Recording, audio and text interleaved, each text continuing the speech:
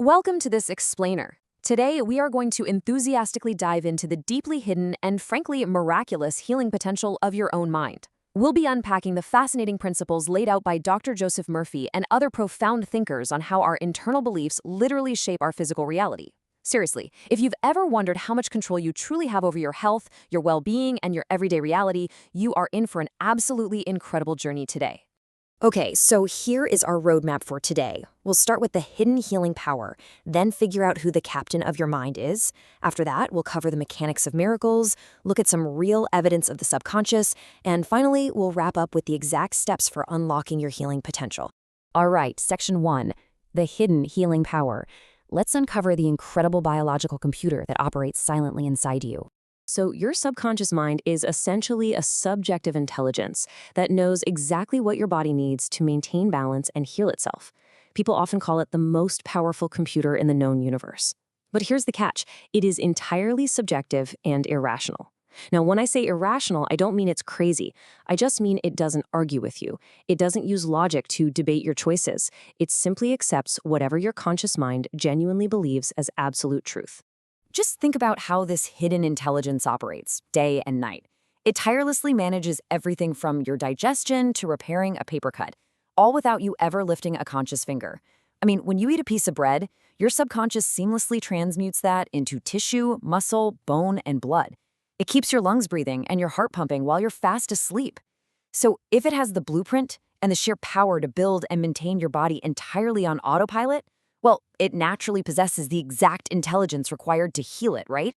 Moving on to section 2, captain of your mind. Because, if the subconscious is doing all the heavy lifting, who is actually in charge? There's this stark, really fascinating contrast between your conscious mind, which acts as the commanding captain, and your subconscious, which is the loyal crew, just blindly executing every single order. Imagine a huge ship. The captain is up on the bridge, looking through the binoculars, calculating coordinates, and shouting orders down into the engine room. The crew down in that engine room, they can't see where the ship is going at all. They just turn the dials, shovel the coal, and steer the rudders exactly as they're told. If the captain gives the wrong coordinates, that crew will efficiently and flawlessly drive the ship right into a reef. Your conscious mind is that captain, and your subconscious is the engine room. Or think of it this way, your conscious mind is like an enthusiastic gardener planting seeds.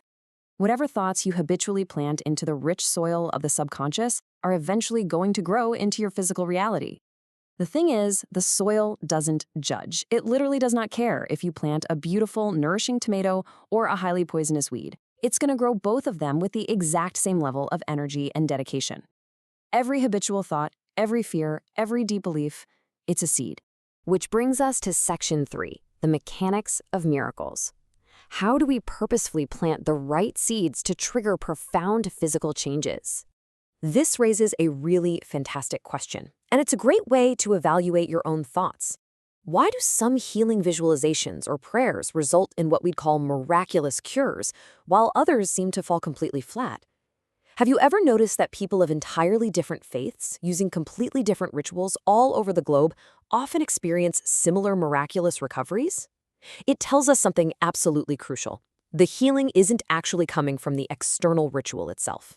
It is your profound internal conviction, your feeling, that triggers the subconscious to act, regardless of the external object of your faith. The source material shares this absolutely stunning story of a man whose son basically tricked him with a random splinter of wood, claiming it was a holy relic, a piece of the true cross. The father, who was suffering from severe tuberculosis, placed this random piece of wood on his chest with immense, unwavering faith, fell asleep, and woke up completely cured. It obviously wasn't the splinter of wood that cured him. It was his own deeply triggered imagination and blind faith that sent an undeniable booming command right down into his subconscious engine room. Let's look at section 4, evidence of the subconscious. We're going to check out some truly jaw-dropping historical and personal proof of this intelligence at work. Okay, let's go back to the 1840s. This is before modern anesthesia even existed. A Scottish surgeon named Dr. James Isdale remarkably performed 400 major operations using only mental suggestion to block the pain. Operating in India, he performed amputations and removed massive tumors entirely under mental anesthesia. His patients literally felt no pain. But honestly, even more astoundingly, This was before Louis Pasteur or Joseph Lister even discovered bacteria or the need for sterilized instruments. Despite the incredibly dangerous conditions of the 1840s, his mortality rate was a spectacularly low 2 to 3%. How is that even possible?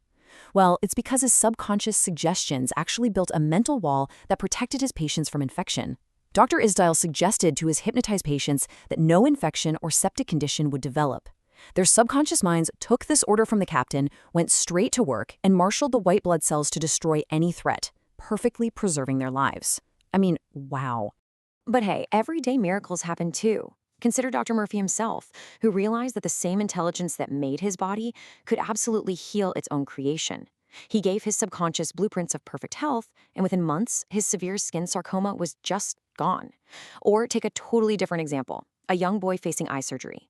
He spent 5 minutes every single night in a sleepy state, vividly visualizing his doctor looking at him and clearly saying, "It's a miracle." After 3 weeks of doing this, the doctor examined him and said, "You guessed it, exactly those words." The subconscious had delivered. Finally, Section 5, Unlocking Your Healing Potential.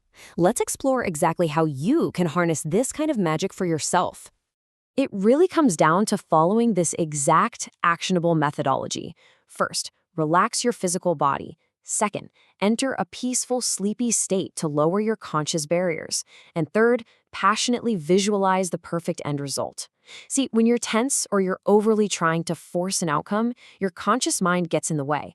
It starts throwing up doubts, right? Is this working? I don't know. By relaxing completely and entering a drowsy state like right before you drift off to sleep, you essentially open the direct door to the engine room. You're handing the blueprints directly to the crew without the captain second-guessing the whole plan. You just have to feel the reality of the desired outcome. And to protect your garden, you have to vigilantly guard your thoughts. If you catch yourself mid-sentence saying you can't heal or achieve something, you need to flip it instantly to give your loyal crew a positive command.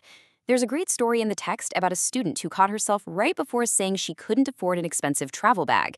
Instead, she confidently claimed it mentally, and she ended up receiving it as a gift later that very same day. Your subconscious takes you entirely literally, so never say, "I can't be healed" or "I am failing." Catch it, flip the script, and say, "The healing power inside me is making me whole right now." I absolutely love this empowering quote from Dr. Murphy. The law of life is the law of belief. It reminds us that whatever you truly, deeply believe in your heart will physically manifest in your body and your environment. Belief is just a thought held in your mind. That's it. You are the architect of your reality. The infinite intelligence flowing through you simply takes the shape of the thoughts you persistently hold on to. As we wrap up this explainer, I want to leave you with this final, somewhat provocative thought. Take a real, honest look at your habitual thoughts today and ask yourself, what seeds are you planting in your garden right now? Are you planting seeds of radiant health, vitality, and boundless joy?